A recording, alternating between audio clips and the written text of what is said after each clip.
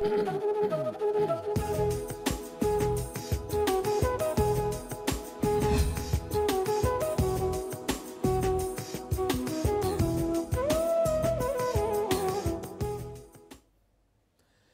स्वागत है आपका आपके सितारे में। मैं हूं आपके साथ घनश्याम कौशिक। हम जब सुबह पूजा करते हैं तो मंदिर में दीपक भी जलाते हैं, लेकिन माना जाता है कि रोज रात को भी लगाना चाहिए मंदिर में दीपक। ऐसा क्यों है, ये बताएंगे आचार्य जी, और इसके अलावा जानेंगे आज का राशिफल। तो देर कैसी, शुरू करते हैं आपके सितारे।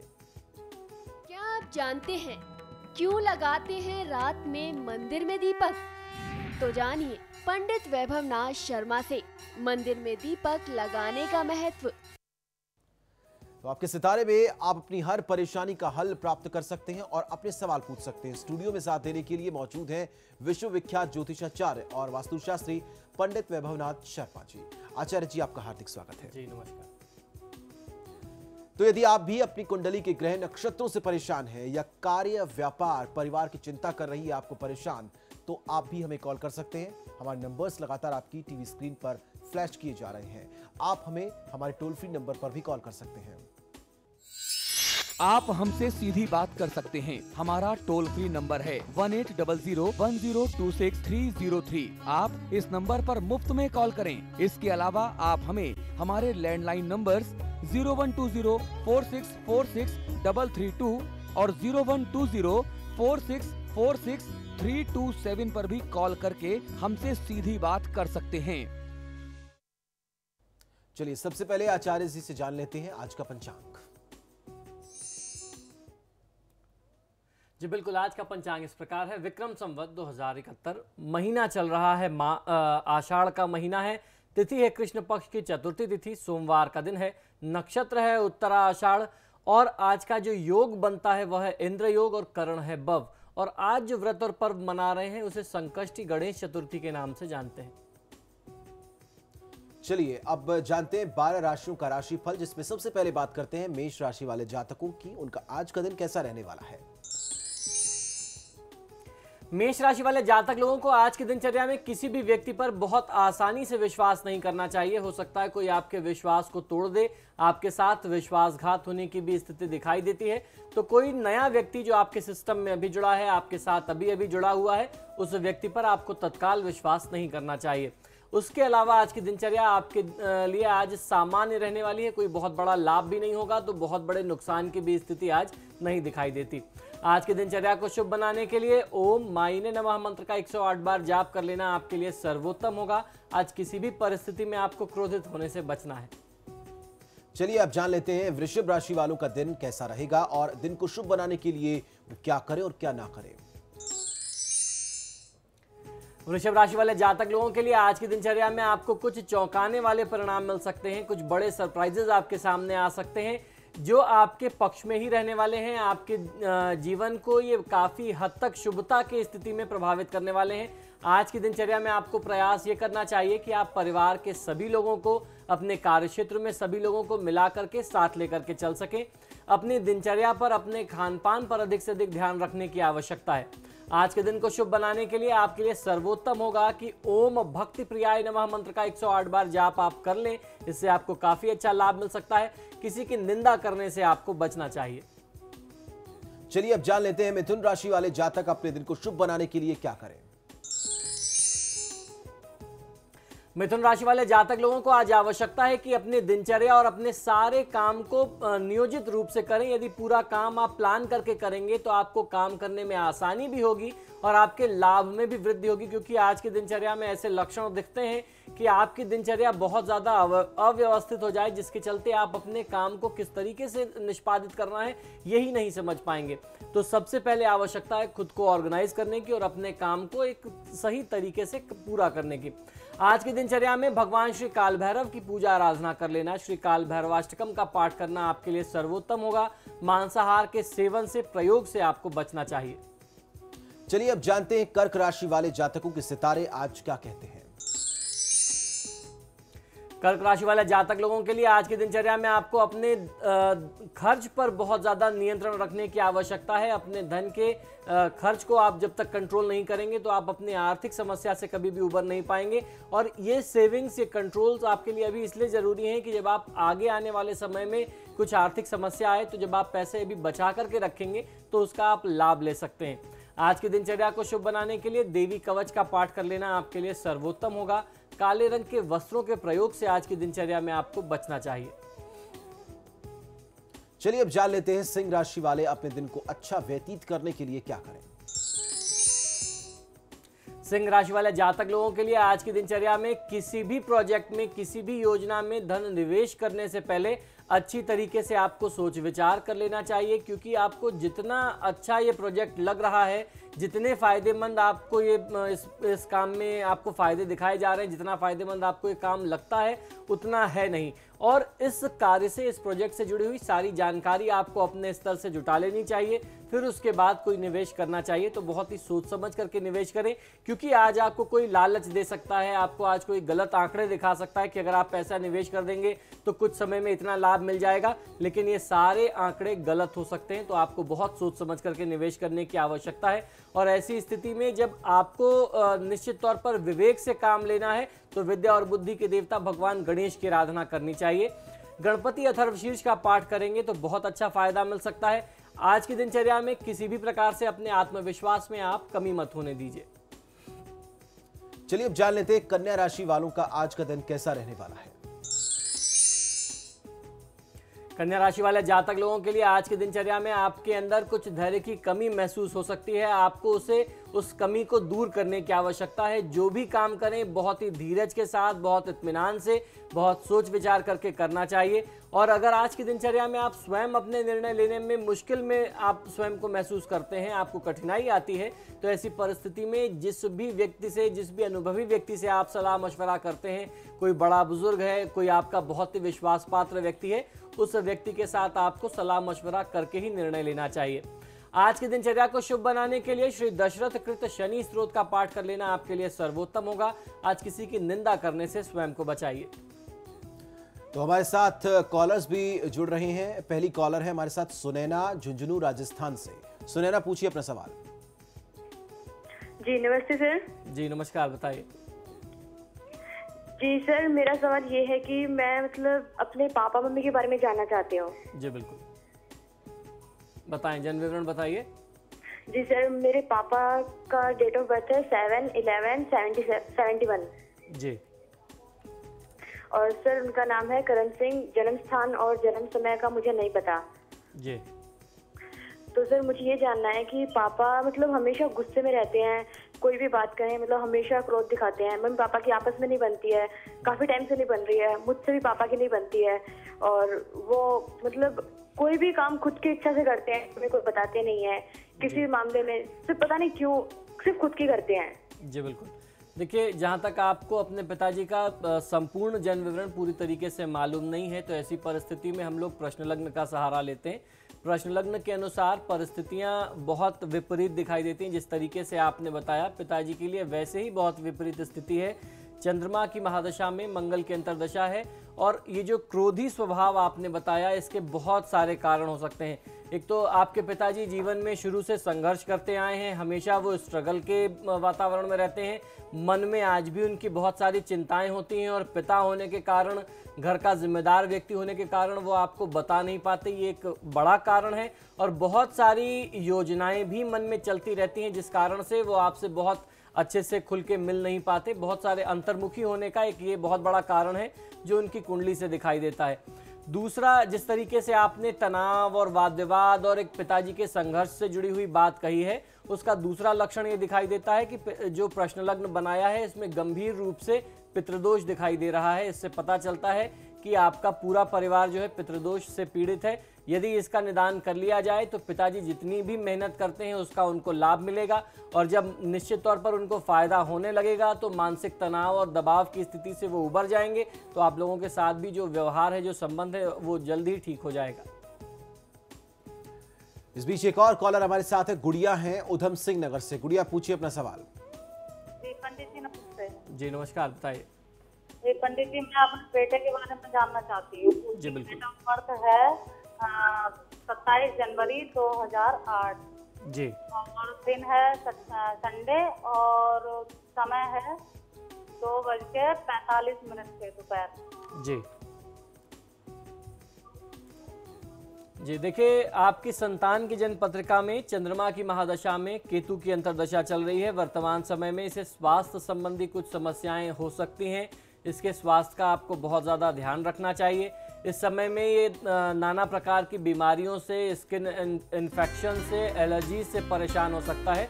इससे आपको बहुत ज़्यादा ध्यान देने की आवश्यकता है और भगवान श्री महादेव की पूजा आराधना करें तो निश्चित तौर पे सभी प्रकार के कष्टों से मुक्ति मिल सकती है। तो अभी एक छोटे से ब्रेक के लिए यहाँ पर रुकेंगे। ब्रेक के उस पार जो बची राशियां उनके ऊपर नजर डालेंगे और महाउपाय।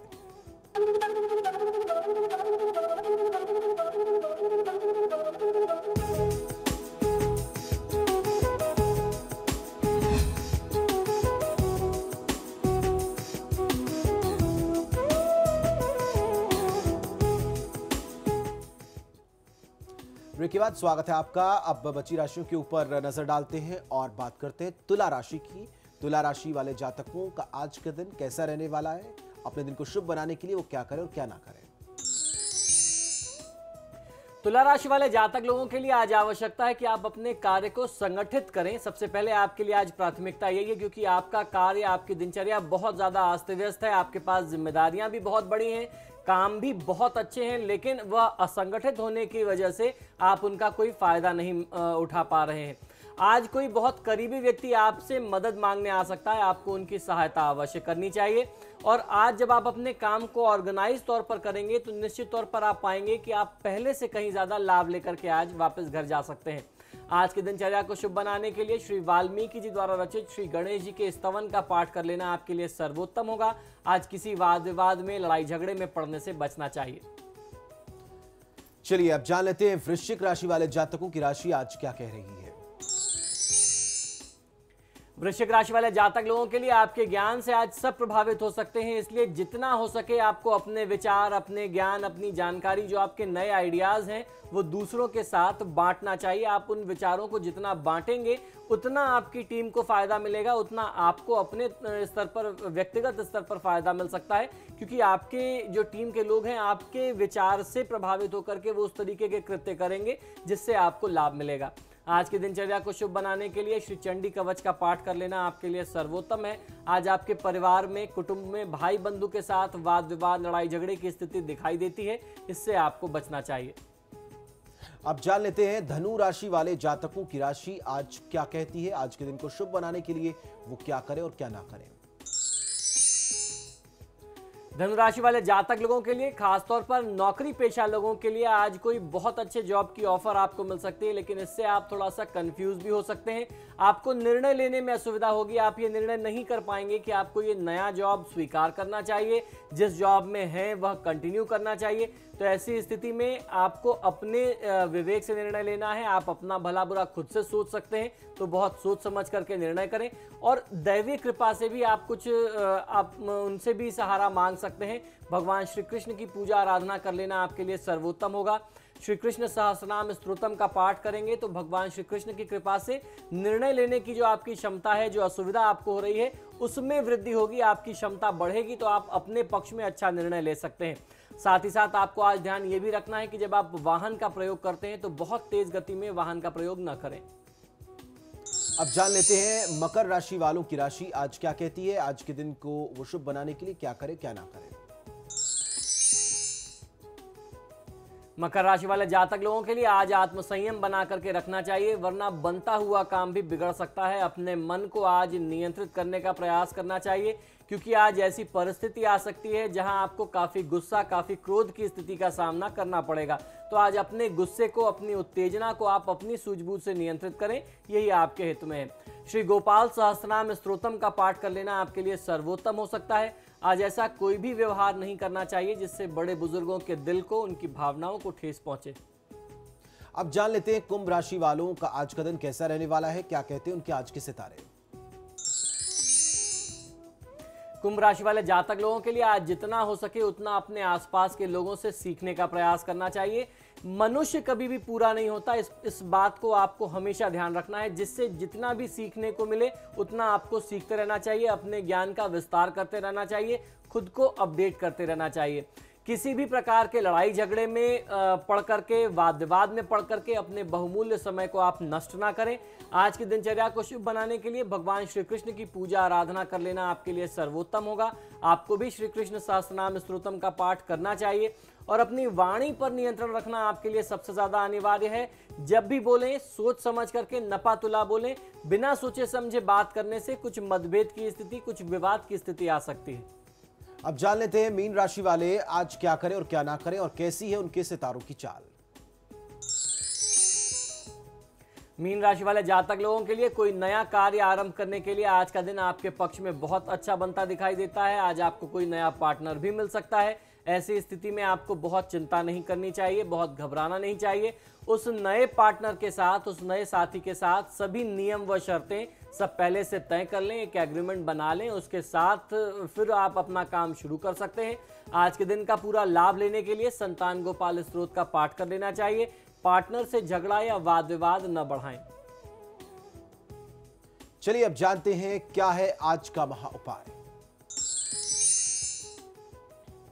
जी बिल्कुल, आज के महा उपाय में मैं आपको बताने वाला हूं कि क्यों आवश्यक होता है अगर कोई व्यक्ति अपने घर के आसपास जो भी मंदिर है वहां जाकर के रात्रि काल में, संध्या काल में दीपक लगाए।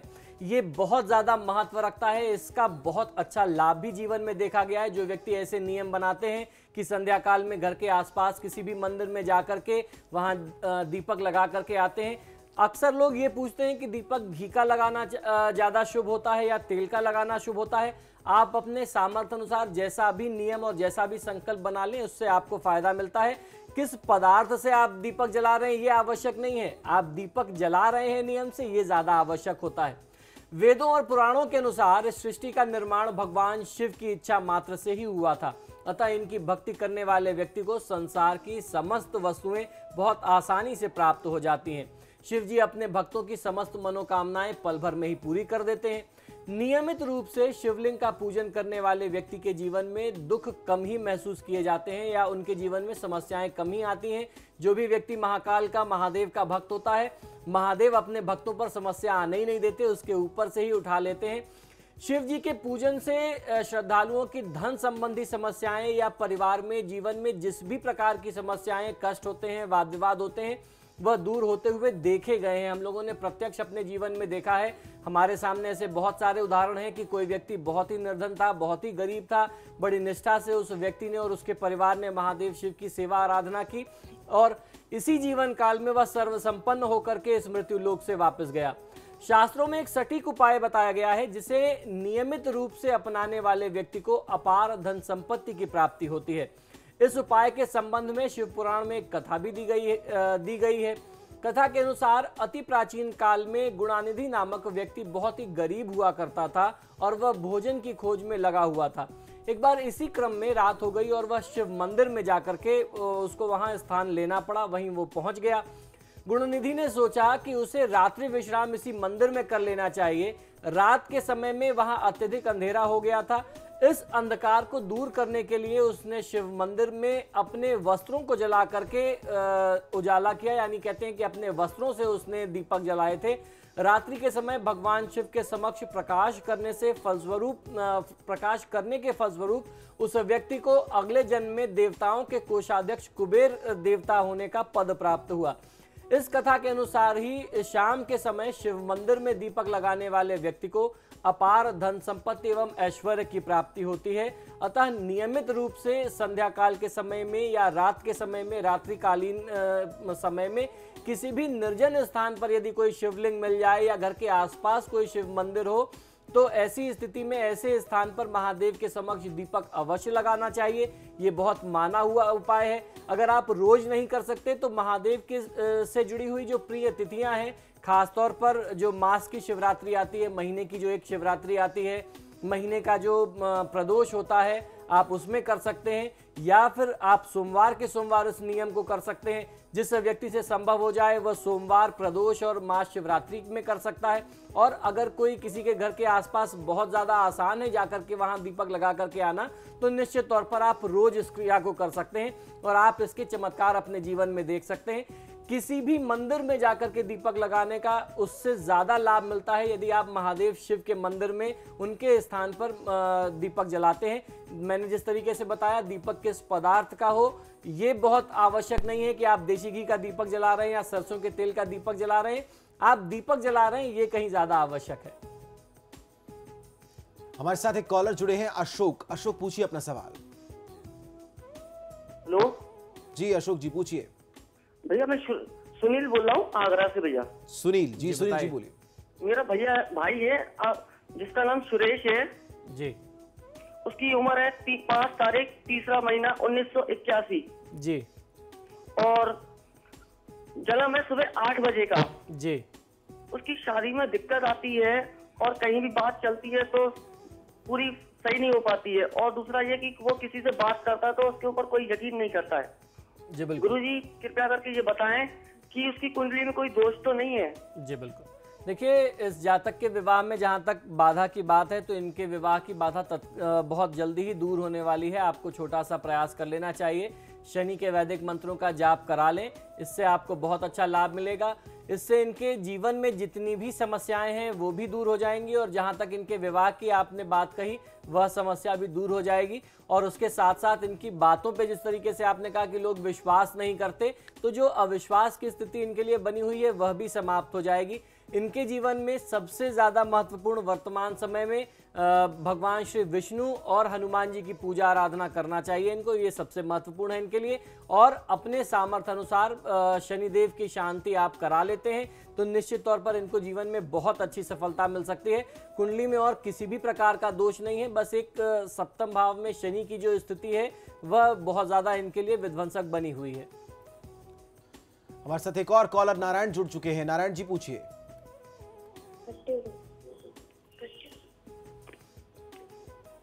जी, सवाल पूछ सकते हैं अपना। श्वेता एक कॉलर हमारे साथ। श्वेता, आप पूछिए सवाल। 2007 में हमारी शादी हुई, तब से इतनी ज्यादा मुसीबतें, नहीं तबीयत ठीक रहती है, कारोबार हमारे पति का ठप हो गया, कभी कुछ भी ठीक नहीं रहता, नौकरी से ही बैठे आए दिन मुसीबत आती रहती है। जी बिल्कुल। आपको अपने पति का जन्म विवरण मालूम है? उनका डेट ऑफ बर्थ ही नहीं पता है, उनका कोई है ही नहीं। जी बिल्कुल। देखिए, प्रश्न लग्न के अनुसार चंद्रमा की महादशा में राहु की अंतर्दशा का समय है। इस समय में आपको भगवान शिव की पूजा आराधना करनी चाहिए। चंद्रमा से और राहु से संबंधित जो भी समस्या है वह समाप्त हो जाएगी। और निश्चित तौर पर दिखता है कि कहीं ना कहीं इनके व्यापार में बहुत गंभीर समस्या है। व्यापार के स्थान में शुक्र बैठा हुआ लेकिन वह केतु के साथ पीड़ित है।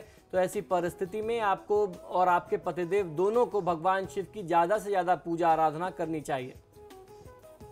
तो फिलहाल आपके सितारे में इतना ही। आचार्य जी, आप स्टूडियो में आए और हमारे सवालों का जवाब दिया, बहुत बहुत शुक्रिया। जय महाकाल। तो फिलहाल के लिए इतना ही, लेकिन खबरों का सिलसिला समाचार प्लस पर लगातार जारी है।